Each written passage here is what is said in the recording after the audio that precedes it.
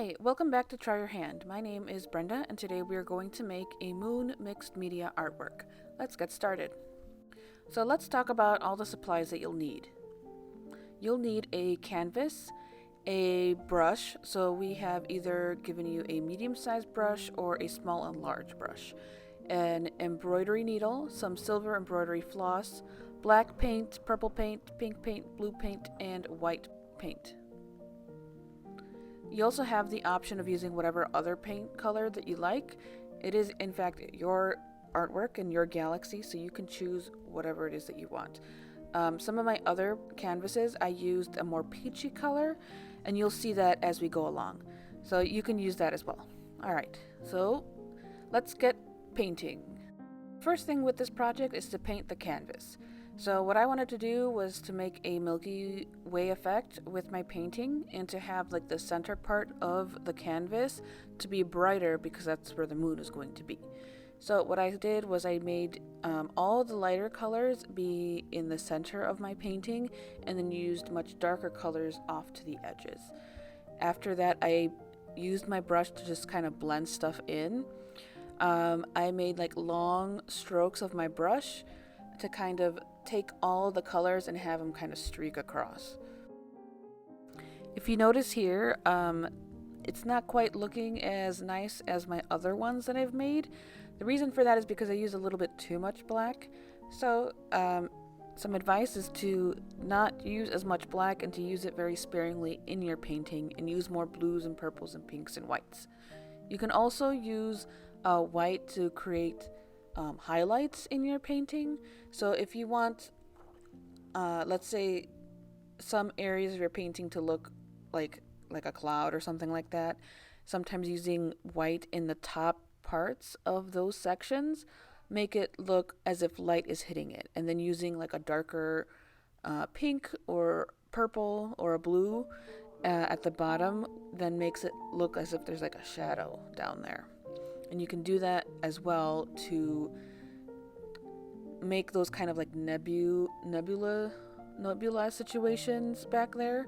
As you can tell, I kind of tried a couple of things, didn't like them, and then tried other things. And you can do that as well. I just kind of blended all the stuff back in together and then just started over. So for these like nebula situations, a good technique to use for that is to dab your brush with the paint instead of like making sweeping motions. That helps kind of have a more textured finish, and that helps you with making it look as if the nebula isn't opaque and isn't like a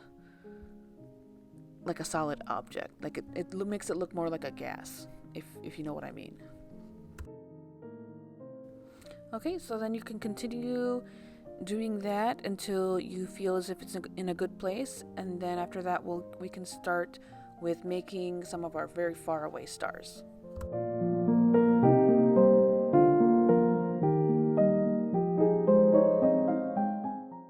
So for these more far away stars, what I did was I took my brush, dipped it in the white paint, and then brushed my finger with that white paint in a downwards motion so that paint flicked off the brush and onto my canvas.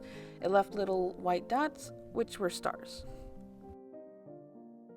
We can now leave our canvas off to dry. Because this is acrylic paint, it doesn't take very long depending on how much paint you used. So you can wait maybe like an hour or two, and your canvas will then be dry.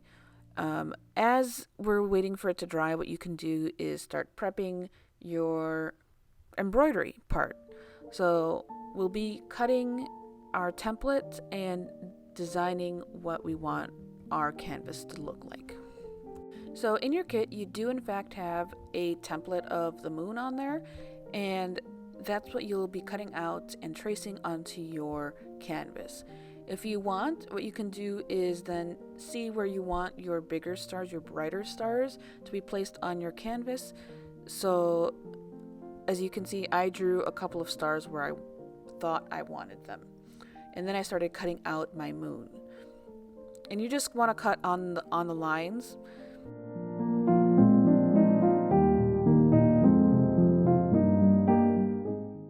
Once that's cut out, you can start then placing it onto your canvas once it's dry, and then tracing where it is that you want your moon. So I placed my moon kind of in the brightest spot of my canvas, which is kind of in the middle, and then of course I traced it with a pencil.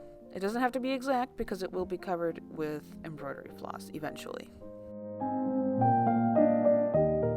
So when I finished that, what I did was draw out where I wanted my bright stars. I didn't cut them out because really you don't have to. All I did was make little like lowercase t's where I wanted my stars. So it's time to prep our embroidery thread. So I just cut a arm's length piece of embroidery thread and then split that embroidery thread so that I had 2 pieces of embroidery thread in my hand. I put the other 4 off to the side because we can use that later, and then I threaded the eye of my needle with those 2 threads.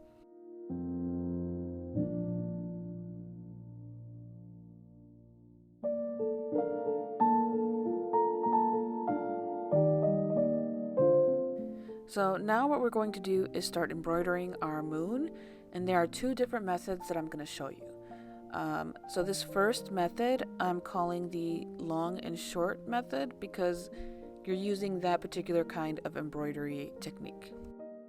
So for the long and short method, essentially what you're doing is just making short and long stitch lengths as you fill in your moon shape. So what I did to start was to insert my needle down at the very tip of one of the ends of the moon, and then I made like a little V with those long and short stitches. So as you see, none of my stitches are an even length, and that's the whole point, is to have them be disjointed like that. It gives a really pretty texture, which I think more mimics the look of the moon than the other method that we're going to talk about. But why don't I talk about how to start your thread? So there are 2 different methods that you can start your thread. You can either like tie a knot at the end of your thread, and so that when you insert your needle through the back the first time, the knot keeps it in place. Or what you can do, what I did here, which was to insert my needle and then just hold the end of the thread for a couple of stitches, and that secures this thread in your fabric or in your canvas here.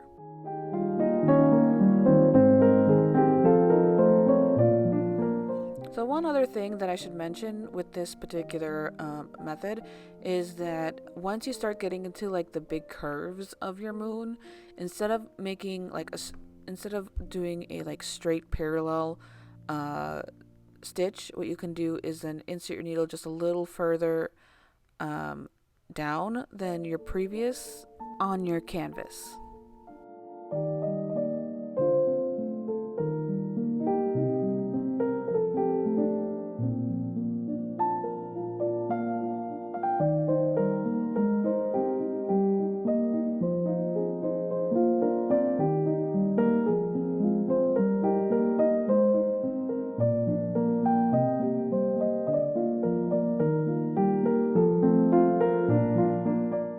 So doing that method, this is what your moon should look like. The next method is going to be the satin stitch method. So for this method, you want to start the thread at the center of the moon and go all the way across from side to side with this stitch. And you want to keep your threads as parallel as possible. So as you see, I'm inserting my needle straight across and then reinserting my needle right next to where I started, and then doing it again. So that leaves like a line of very straight parallel stitches.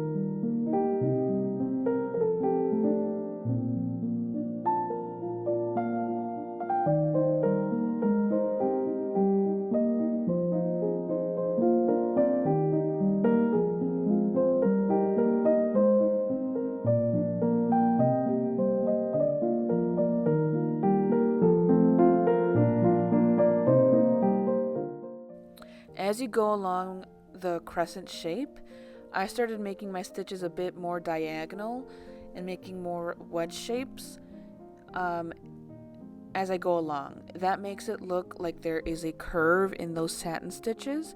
What I tried to do or to picture in my head is that the center, they all met, all those threads met at one singular point, kind of like that's invisible in my moon shape. So you just want to continue doing this until all your moon is filled in.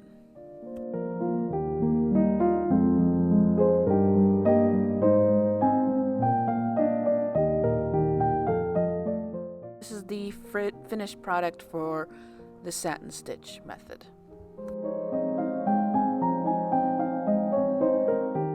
So for my star shapes, I essentially traced the pencil markings with stitches. So I made one stitch up and down and the other stitch straight across. And then in order to fill out that center point of the star and make it look like light is radiating off, I made a little X right in the center where those two threads crossed. And I kept doing that until I felt as if my star was all filled in.